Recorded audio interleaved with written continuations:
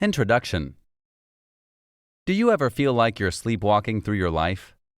It's easy to go through the motions of waking up, going to work, eating, and sleeping, only to find yourself wondering where all the time went and what you did with your day.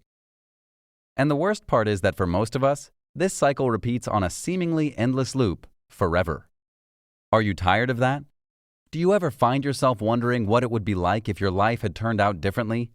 If you had a job that you enjoyed? If any of these feelings sound like something you've experienced, then it's time for a radical change. It's time to feel the way you do when your iPhone is at 100%, like you're fully charged and ready to go. That's why, through the course of this summary, we're going to explore the mindset that all successful people have in common and how you can cultivate this mindset in your own life. Chapter 1. Cultivate Big Picture Thinking.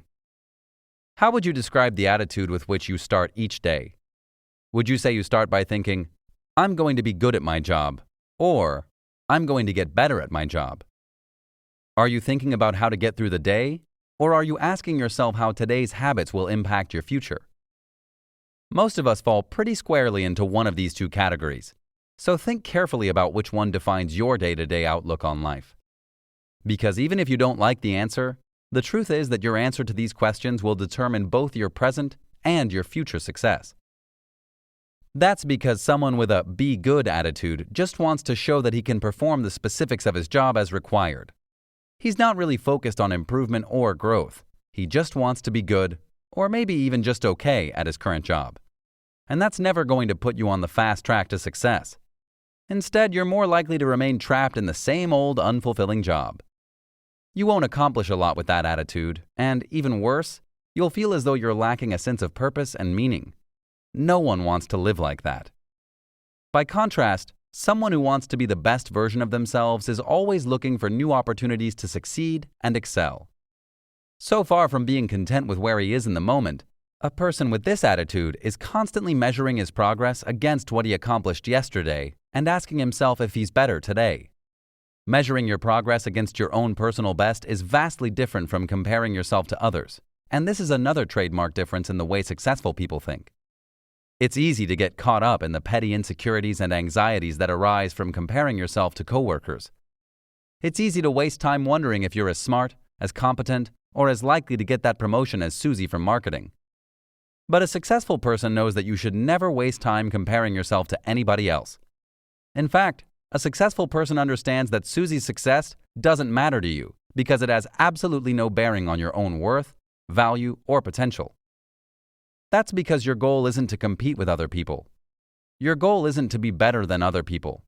Instead, your goal is to be the very best version of yourself that you can be.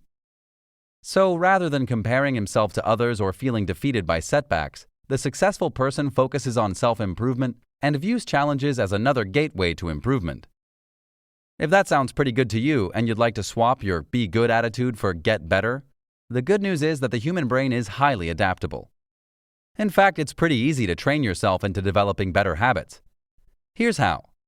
Start by relinquishing your fear of mistakes.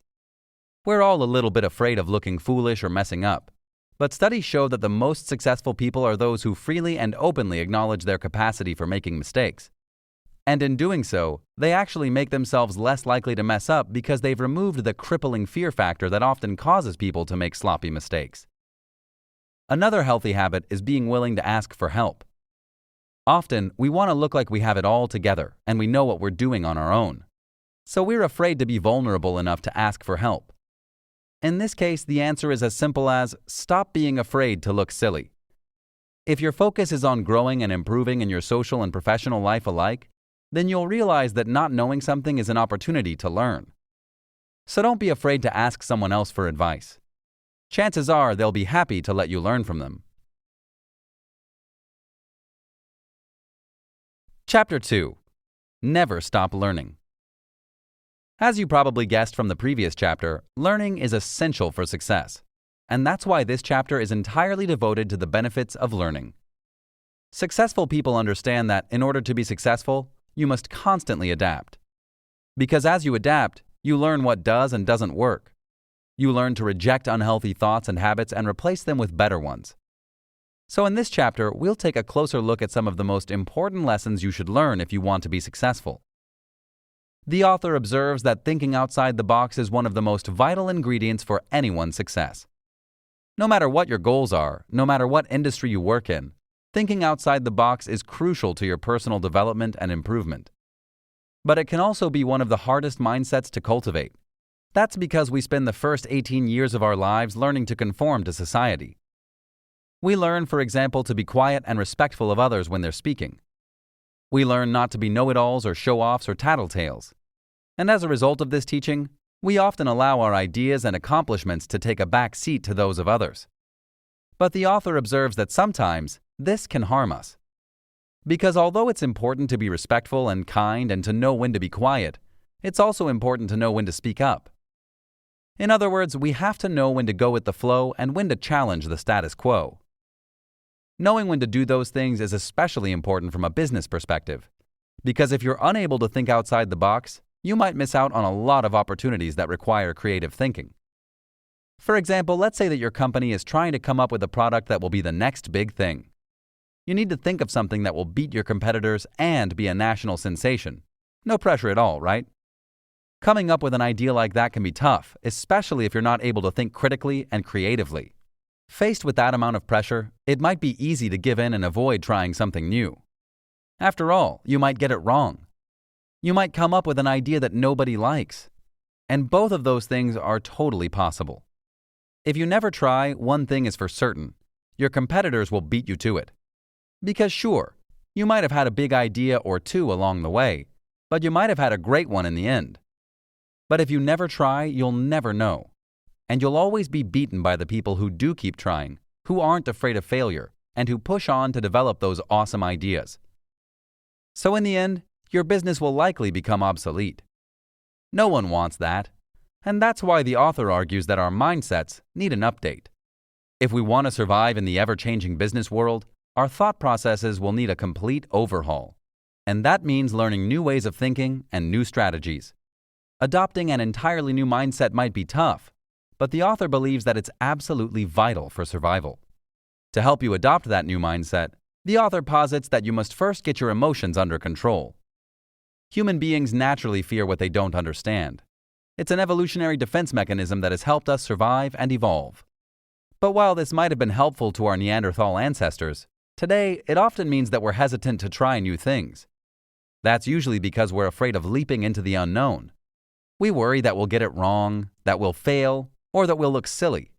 In fact, sometimes we're so afraid that we just never try anything new at all. And that's why you have to get your emotions under control if you want to learn new things. So how do you do it? Well, the first step is to admit that failure can be an opportunity. No one likes to fail or admit that we did something badly.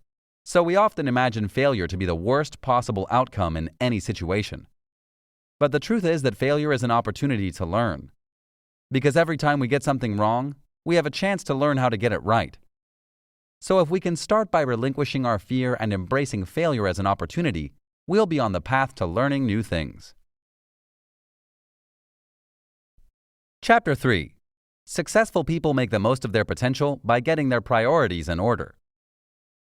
Do you ever feel like your to-do lists have to-do lists? Or like you're drowning under all the planners, organizers, and productivity accessories you buy? You buy them under the assumption that if you can just have the right tools in your tool belt, you'll be able to take control of your life and maximize your productivity.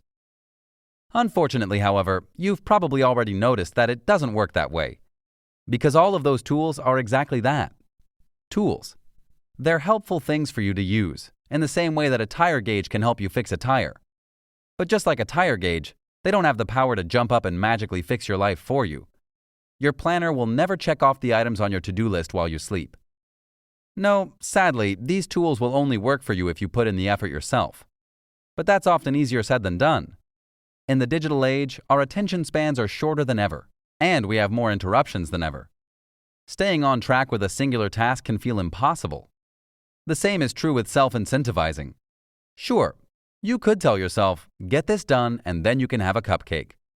But we all know that you could just eat a cupcake right now whether you get the task done or not. So how can you do it? How can you make a plan, stick to it, and truly accomplish your goals? The author believes that prioritizing your task is the first key to unlocking your best, healthiest, and most productive life. Forgetting to plan ahead is easy. With the hectic pace of our modern life, it seems like the next week or year's workload is upon you in the time it takes to blink. But if you want to stay on top of your schedule instead of letting it roll over you, Maxwell believes that planning ahead is crucial. So how can you plan effectively? One great strategy is to organize and categorize the types of things you're planning for. For example, there's a world of difference between planning for next week's board meeting and planning a change of career. That's why the author recommends categorizing your plans in terms of aims, objectives, and targets. You can think of aims as broad, big issues that have to do with your career. For example, if you wanted to expand your business and open a new second branch, this would be an aim, and you'd likely be strategizing that aim over a period of several years. Therefore, an aim is very different from an objective, which might take anywhere from a few months to a couple of years to accomplish. A good example of an objective might be starting an internship at your company. Lastly, targets are smaller tasks that have to do with the here and now. Targets typically take under 2 months to accomplish, so they're more immediate goals like completing your paperwork or designing an ad campaign. And because your targets and objectives are more likely to be the stuff of your everyday life, it's important that you remember to stay on top of them and schedule them appropriately. For example, if you have a mountain of work to do, try making choices that will help you break that mountain down into small, manageable chunks. Let's say that you have to read a 50-page document and then design a PowerPoint presentation that reflects the information you've read. If you consider that task in its entirety, it sounds overwhelming. It'll take hours. It's enough to make you give up and start binge-watching your favorite show on Netflix.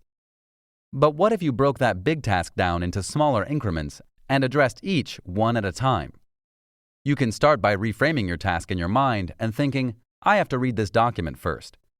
If you can do this in a relaxing workspace, preferably with a delicious coffee or tea for a dash of yummy motivation, then it's easier to focus on one task at a time. And once you've accomplished that task, reward yourself with a little break or a cupcake and move on to the next one. Final summary. The author Charles Swindoll once wrote, I'm convinced that life is 10% what happens to us and 90% how we respond to it. And the same is true of our approach to success. It's easy to think that some people are inherently more successful than others, but the author affirms that nothing could be further from the truth. Instead, success is all about your mindset. So if you want to be more successful, you simply need to discover the right way to think. And the best part is that the success mindset isn't difficult at all. All you have to do is cultivate big-picture thinking, give yourself the freedom to fail, never stop learning, and put your priorities in the correct order. And that's really all there is.